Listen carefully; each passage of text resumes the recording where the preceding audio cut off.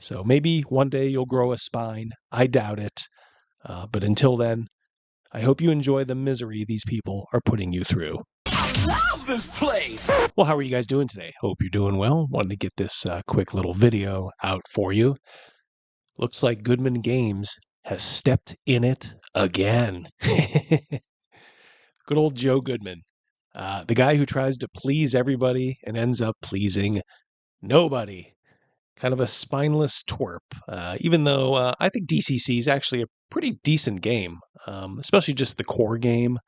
Has a good kind of look to it. It's not exactly OSR, but, we call it like a cousin to OSR because, it does have a lot of third edition stuff, but, very well thought of. Unfortunately, its founder, Joe Goodman, not nearly so well thought of these days. Let's get right into it, shall we? And so, like a lot of people, I saw this caught my attention recently, that Goodman Games was going to do a crowdfunder for the city-state of the Invincible Overlord. Now, if you look back just a couple videos, I did some content on city-state of the Invincible Overlord. We used the map to stand in for the Imperial City of Anyer in my long-running Birthright campaign. Very cool, old-school product. So I was kind of thinking like, whatever. Probably was not going to pick this up just because I do have the original. But I just kind of shrugged my shoulders and said, meh, whatever.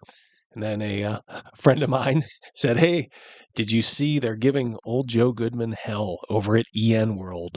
All right, so they just give you a little history here, and you can actually see some of this in my videos, so I won't bore you with this other than to say that City-State of the Invincible Overlord was one of the original settings for D&D, a third-party setting by Bob Bledsaw way back in the day, probably 1976 or 77, I think. Good product of its time. You'll walk into a bar and, there'll be a troll serving drinks. So in my opinion, you gotta kind of tighten some of that stuff up, but it's kind of charming. When you look back on it, still very usable too, especially the map. The map is just incredible. And of course, this is where the trouble really began back in 2020, when the Judges Guild owner, Bob Bledsaw II, that's the son of the original owner, made some pretty interesting statements online, talking about the Jewish media, the outcome of the American Civil War, the Holocaust denial, the whole 9 yards. Suffice to say, Bob Bledsaw is not going to be voting for Bernie Sanders anytime soon, but I think we can all agree he went over the line, and he suffered for that, as folks like Bill Webb from DCC renounced any business relationship they had with Judges Guild, and so too did Goodman Games. In fact, this was Goodman Games at the time. To start with, we're disgusted and disheartened by the anti-Semitism, bigotry, racism, homophobia, etc., by Judges Guild and, Bob Bledsaw II. Goodman Games has stopped selling their previous Judges Guild products through all distribution channels. They'll no longer receive income from Goodman Games products now that sales of their titles have ceased. And they talk about one hangover product. So they acted pretty quick, just like everybody else, distanced themselves from Judges Guild, and that was it. It's important to know that in 2014, way back, Judges Guild actually ran a Kickstarter for the city-state of the Invincible Overlord, and they had nearly 1,000 backers and raised $85K. I don't think they delivered on that, though.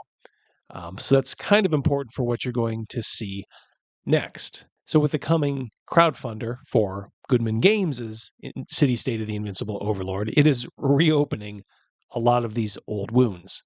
The comments from Bob Bledsaw, the disavowals after, and the Kickstarter that Judges Guild themselves ran, over 10 years ago and never delivered on, leaving, about 1,000 people out of their money.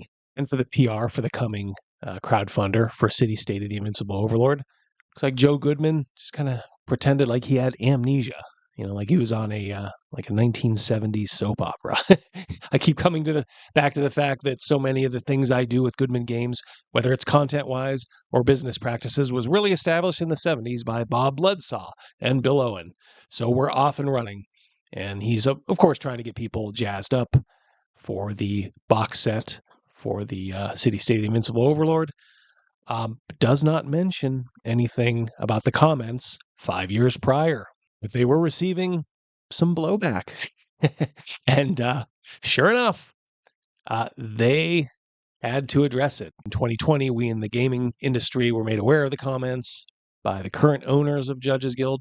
That's right, Bob Bledsaw II hasn't gone anywhere. He still owns Judges Guild, and they're still around. So I think they're like leasing this title for Goodman Games to produce. And of course, he wants to get on the good side of all the people that are attacking him now, all the people that he always, as you'll see in a moment, tries to placate, and it's never enough. But he's reminding them of how he said all the right things back then, and I guess did the right thing. It's hard to express how upset I was personally and professionally by the events of 2020. I don't discuss my family, but the posts and comments that came to light affected all of us, including my children. Oh boy, what I saw was repugnant and vile. I mean, you can just let the comments stand on their own. You don't have to do this hyperbolic, insanity. His children were affected. And what did he do? Shove the statement from Bob Bledsaw II in their face and say, "Read this." Kind of silly. The comments do stand on their own. It's not a good look, and I think everybody agrees he shouldn't have said them. Unfortunately, the 2020 revelation also left several pending projects in limbo. So here we go. It's dollars and cents, of course.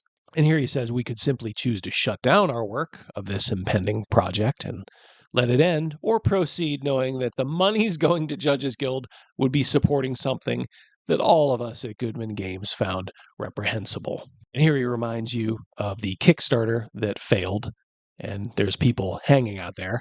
So I guess they have worked out a deal where Judges Guild has committed to Goodman Games that any funds they receive by them for moving forward with this city-state crowdfunder will be used to fund refunds from the 2010, I think he means 2014 Kickstarter.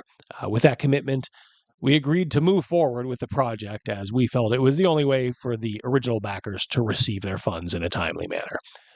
So basically, he's saying, as long as you have made good your prior backers from the failed Kickstarter you guys tried with your cut of our Kickstarter, we're good.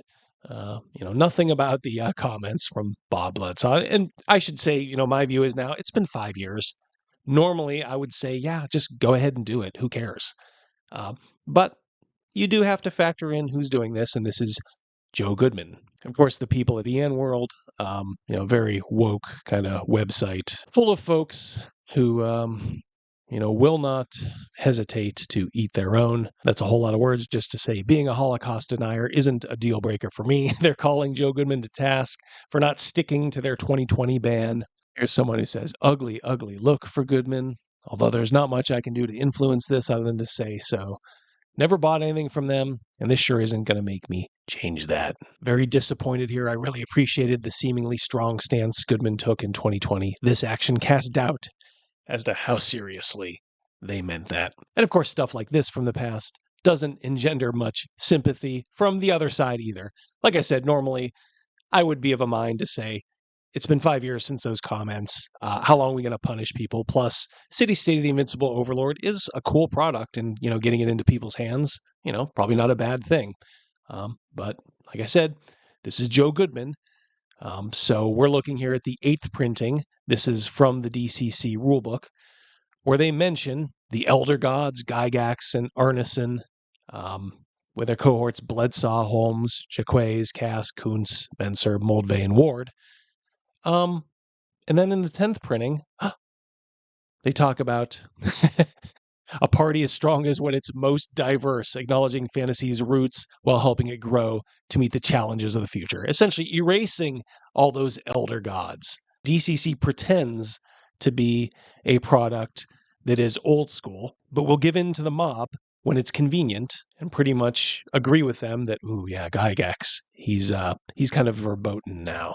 So what did Joe Goodman do? Well, he is, if nothing else, a bit of a slimy survivor. And he took care of it. Just a quick reply. Happy to add back the list of classic D&D luminaries. I wasn't aware that people perceived that as so sacred. Oh, come on, Joe. That actually pissed me off more than anything else. This half sort of, not even an apology, just sort of like, well, I guess if you want him back, you can have him. Geez, didn't think you guys would miss him. This is more proof he keeps stepping in it. They did this stupid indie RPG summit with all these presenters. Well, they're all white. So the same people that are giving him hell now for the Bob Bledsaw stuff gave them hell for having an all-white panel. Well, what did they do? As I said, Joe Goodman is a slimy survivor. We hope this update helps to address a crucial oversight in our promotional image where we failed to adequately represent the diverse members and speakers within our community. Although it was not our intention, blah, blah, blah. Basically, this is him, tucking his tail between his legs, getting on his knees and saying, please, please forgive me. So what did he have to do? Well, he had to add a bunch of profoundly untalented strangers to their indie RPG summit, who nobody really cared about anyway. But this was kind of funny. And like I said, it's just par for the course. Joe Goodman just goes along with all this societal leftism because he thinks it's convenient and it's going to make him money. And then when there's blowback, either from our side or theirs, he just buckles like a little coward. And in case you wanted to know how far Goodman Games will go, there's nothing they won't do to appease these people. This is from the, I believe, 2021 online convention. I think this was when COVID was rampant. So they did like an online convention talking about safety. All games run within our community must use, explain, and support safety tools. Ooh, we all know how we feel about those. This is kind of like from an FAQ or a code of conduct for this convention. Safety doesn't end at the gaming table, extends into our community spaces, talking about inclusivity, thinking about your intent and act in those spaces with integrity and love. Oh boy. They should think about the impact of their words, privilege they hold, and the relative position of those they interact with. It starts getting really, really kind of silly here. Respect player pronouns and character pronouns. Routinely reaffirm these throughout play at the start of each session. Respect player autonomy. And practice regular check-ins to affirm enthusiastic agreement of game development. I'm going to remind you, this is Dungeon Con Online. This is directly from DCC. This isn't like some third party.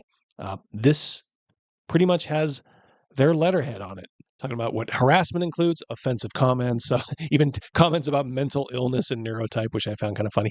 Also, deliberate use of incorrect name or pronouns, including misgendering or use of dead or rejected names. My question would be, how do you know that it's deliberate or not? Well, I guess they would have been the final arbiters. Here they talk about prioritizing marginalized people's safety over privileged people's comfort. See, you can't make this up. It's insanity. Dungeon Con Online reserves the right not to act on complaints of reverse isms, including reverse racism, reverse sexism, and cisphobia. This means that if you were at this convention and you were a protected minority, you could literally say or do anything you want and you would get away with it. Again, this is official DCC. It's hard to believe, and this didn't get nearly the press that it should have. Dungeon Con Online reserves the right not to act on complaints of someone communicating in a tone you don't find congenial. Dungeon Con Online reserves the right not to act on complaints against criticisms of racist, sexist, cis-sexist, I don't even know what that is, or otherwise oppressive behavior or assumptions. And here's where they want to go after you personally. If a participant engages in what they call harassing behavior. Now remember, this could include you flubbing someone's pronouns and somebody saying, I think you did that on purpose. The Dungeon Con Online admin team may take any action deemed appropriate by the current Dungeon Con Online admin team, up to and including expulsion from all Dungeon Con Online spaces and identification of the participant as a harasser to other Dungeon Con Online community members or the general public. If you misgendered someone by accident and somebody took it the wrong way, they would go to the general public and say, this person is bad. They need to be canceled. And that is official, by the way. Dungeon Con Online. I think that was from 2021. And that's this smiling jackass right here, Joe Goodman. Okay. Like I said, a slimeball survivor. Okay. He's not even like a mastermind villain. He's like the henchman that like Arnold Schwarzenegger would dangle over a cliff and, try to get information out of, before letting him go. Remember when I promised to kill you last? I lied, that sort of thing. That's what Joe Goodman is. He's not a mastermind. He's just trying to get money and look good to the quote unquote right people doing it. I'm not going to say, hey, don't support DCC, but because like I said, game wise, it's okay. It's a cool book to look through. But honestly, I choose to support other things, Castles and Crusades. As you guys know, like Troll Lord games, there's a reason Gary Gygax was doing business with them, towards the end of his life. There's our friend Greg Gillespie, Dragon Slayer. If you just want a pure old school D&D experience, kind of like Beck Me with, the Chrome of first edition D&D. And I'm a supporter too of Kelsey Dion and Shadow Dark. And that is because she is an unapologetic fan of Gary Gygax. Okay, she met Gary Gygax, when she was young, and he really encouraged her. Any of those games are good. Dragon Slayer, Shadow Dark, Castles and Crusades. I have no problem recommending any of those games. I do have a problem recommending DCC, and it's just really because of this guy. Joe Goodman is a real weasel. And I think he proves it time and time again. I think I've shown you. So, it's of course up to you to decide. Well, you guys let me know what you think in the comments below. Do you think Joe Goodman deserves all the blowback he's getting now, even though he took the quote unquote right stance back in 2020 and now just wants to make some money because he thinks enough time has passed? But he should know that with these people, they own you for life. They will own your soul if you give in to them. That's why, our channel, we don't give in to these leftist kooks. We laugh at them. We mock them. We tell them to politely go F off every chance we can get. But he wants to try to get some of their money, and this is what you get. You're going to have to deal with this until you have the guts to tell them to do likewise, Joe. This is what you're going to have to do.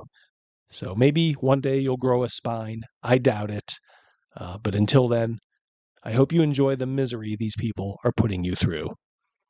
That's all for now. You guys take care. Have a great, great rest of your day. We'll talk soon. Peace.